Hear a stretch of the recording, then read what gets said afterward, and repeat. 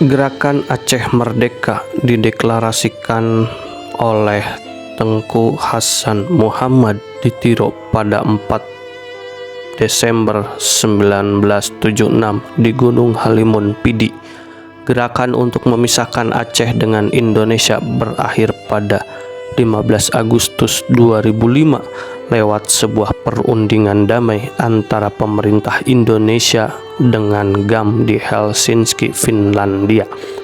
Setelah damai milad atau hari ulang tahun GAM tak lagi diperingati dengan upacara bendera bintang bulan di hutan-hutan, tapi sebagai mantan kombatan GAM memperingatinya dengan doa bersama di tempat-tempat bersejarah. Bermula dari konflik Darul Islam Tentara Islam Indonesia pada 21 September 1953 setelah Tengku Daud Buruh menyatakan Aceh menjadi bagian dari negara Islam Indonesia.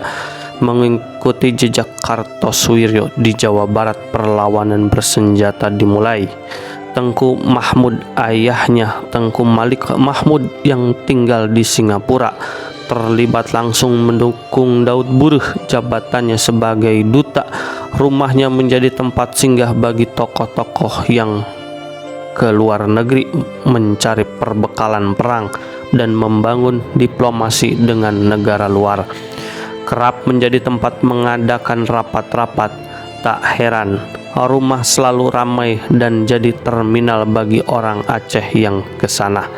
Rumah di Singapura lagi manasah seperti menasah.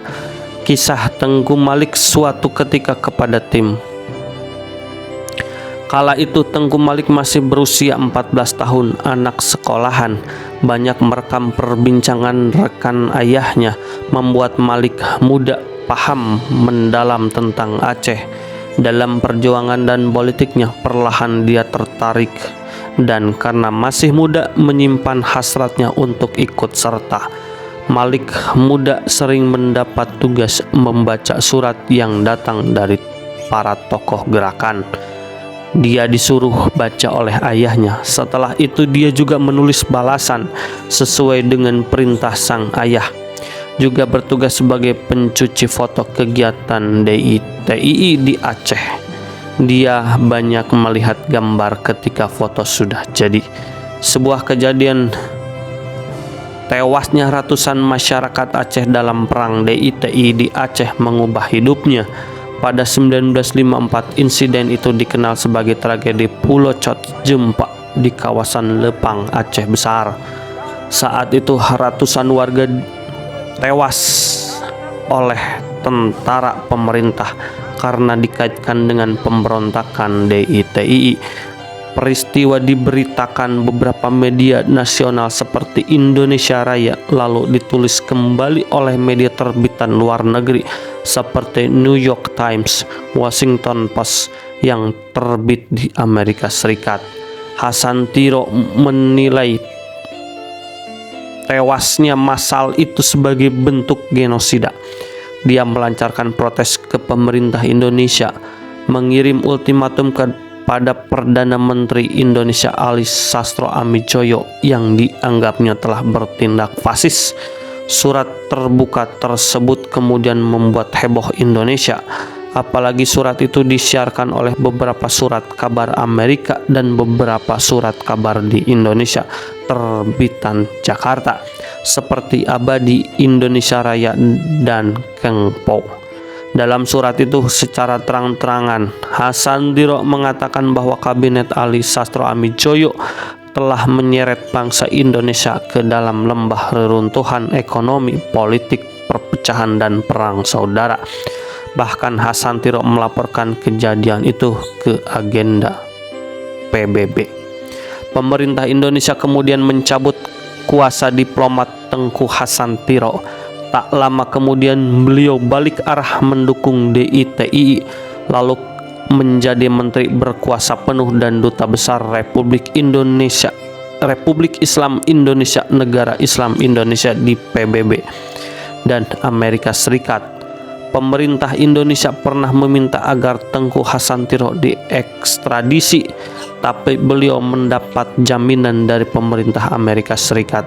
Pemberontakan DITI berakhir dengan damai tatkala Daud Burh bersedia turun gunung pada 9 Mei 1962 beserta pasukan setianya yang dipimpin oleh Tengku Ilya Lebe. Daerah Aceh kembali seperti semula, bahkan berstatus istimewa. Sejak itu Tengku Hasantiro makin intens mengkaji sejarah Aceh. Beliau hidup mapan di New York sebagai pengusaha, bahagia bersama istrinya Dora dan anak semata wayangnya Karim Tiro. Tengku Malik Mahmud bertemu muka pertama kali dengan Tengku Hasantiro pada 1963 saat Hasantiro ke Singapura dan menginap di rumah. Mereka banyak berdiskusi soal Aceh. Malik sudah tahu semua sebelumnya, membuat diskusi semakin hangat saja. Saya tertarik penampilannya sopan, wibawa, karismatik. Saya banyak belajar dari dia, kata Malik. Selepas konflik DITI di Aceh, Tengku Malik sibuk membantu ayahnya mengembangkan bisnis, begitu juga Tengku Hasantiro yang membangun bisnis di Amerika Serikat. Tapi hubungan keduanya tetap lanjut dalam surat menyurat. Tengku Hasantiro yang tidak bisa pulang ke Aceh karena masih dianggap bermasalah. Beliau terus berusaha untuk pulang ke Aceh sampai menemukan jalan lewat jalur bisnis. Tokoh Aceh saat itu Hadi Thayyib dan Ramli, Dubes Indonesia untuk Amerika Serikat, mencoba memfasilitasi. Lalu pada awal tahun 1969 Tengku Hasantiro pulang ditemani oleh Tengku Amir Mahmud, abang kandung Tengku Malik. Mereka pulang dengan jalur resmi dan formal sampai berjumpa Presiden Soeharto. Setelah itu Tengku Hasantiro kembali ke Amerika Serikat. Setahun kemudian mau kembali lagi ke Aceh, tapi tak mendapat izin pemerintah Indonesia. Saya bilang kalau tak dikasih pulang dengan legal, pulang dengan ilegal, kenang Tengku Malik.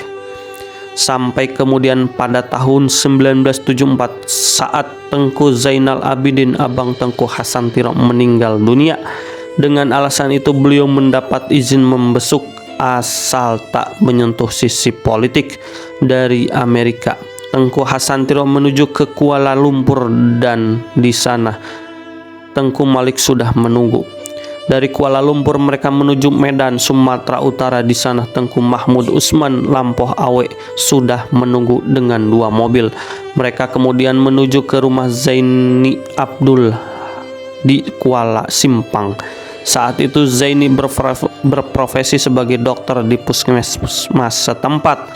Malam itu mereka berbagi cerita, diselingi canda tawa sampai pagi. Banyak warga berkumpul, semua bicara perang, semua menginginkan kembali adanya gerakan kemerdekaan.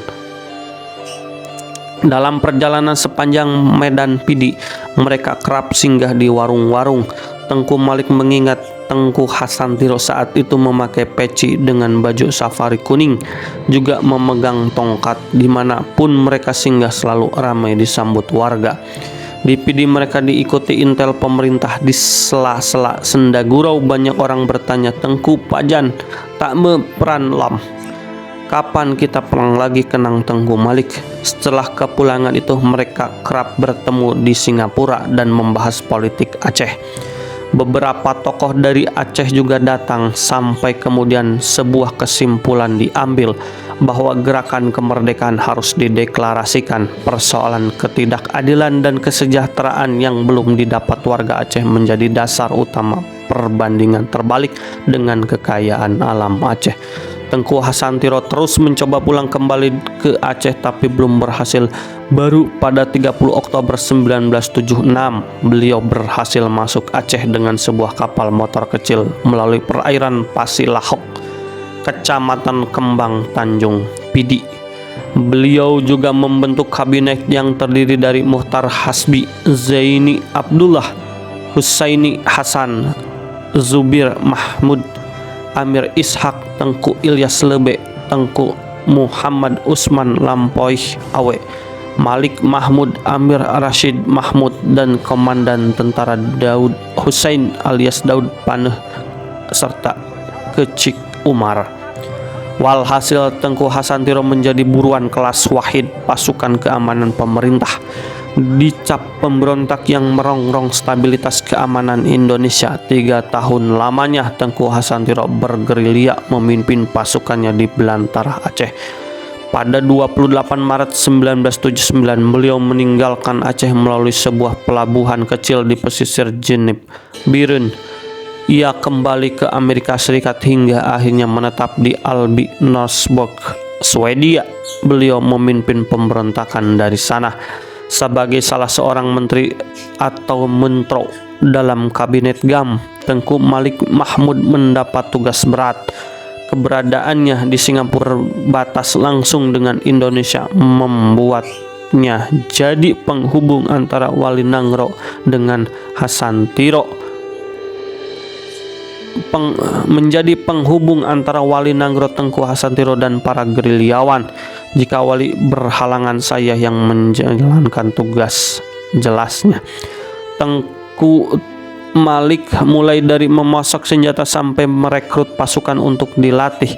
Beliau bertugas mengirim pasukan untuk belajar militer di Maktabah Tazura, Libya bersama Tengku Hasantiro. Beliau pun sering ke sana. Konflik terus terjadi di Aceh 29 tahun lamanya setelah GAM dideklarasikan. Damai kemudian diraih dalam perundingan di Helsinki, Finlandia. Usai damai Aceh disepakati, Tengku Malik lebih dulu pulang ke Aceh pada 19 April 2006. Tengku Hasantiro kemudian menyusul pada 11 Oktober 2008. Saat itu puluhan ribu orang dari berbagai kabupaten kota berbondong-bondong datang ke Banda Aceh, memenuhi Bandara Sultan Iskandar Muda dan Masjid Raya Baitur Rahman. Wali Hasantiro pulang melalui Malaysia dijemput sejumlah sahabatnya. Di Masjid Raya Baitur Rahman, Wali Hasantiro menyampaikan amanahnya. Dibacakan Tengku Malik Mahmud, biaya perang mahal, biaya memelihara perdamaian juga lebih mahal. Maka dari itu peliharalah damai untuk kesejahteraan kita semua.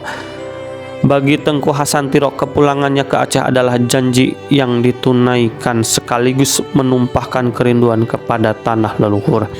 Saya akan segera kembali begitu misi terlaksanakan dengan sempurna, tulis Tengku Hasantiro dalam The Price of Freedom, The Unfinished Diary. Beliau sempat tinggal selama 2 minggu di Aceh, mengunjungi sejumlah kawasan sejarah dan makam leluhurnya. Selanjutnya kembali lagi ke Swedia. Setahun kemudian Tengku Hasantiro pulang lagi ke Aceh dan menetap tinggal di sebuah rumah kawasan Lemetam, Banda Aceh. Usai usia lanjut dan faktor kesehatan, Tengku Hasantiro mangkat pada 3 Juni 2010 setelah beberapa hari dirawat di Rumah Sakit Umum Dr. Zainul Abidin, Banda Aceh. Ribuan pelayat mengantar Hasantiro ke tempat peristirahatan terakhirnya di Gampong Manggara, Indrapuri, Aceh Besar. Beliau dimakamkan tepat di sebelah makam leluhurnya, pahlawan nasional dari Aceh, Tengku Cik Ditiro atau Walinangro pertama. Dalam ceramah yang sendu melepas jenazah Hasantiro, ulama Aceh Tengku Muhyiddin Wali berkata, semoga kita semua menjaga amanah Wali untuk terus menjaga perdamaian abadi di Aceh. Sampai 14 tahun lebih lahirnya damai di Aceh. Semua sepakat mengenang milad GAM dengan doa-doa, bukan lagi dengan senjata.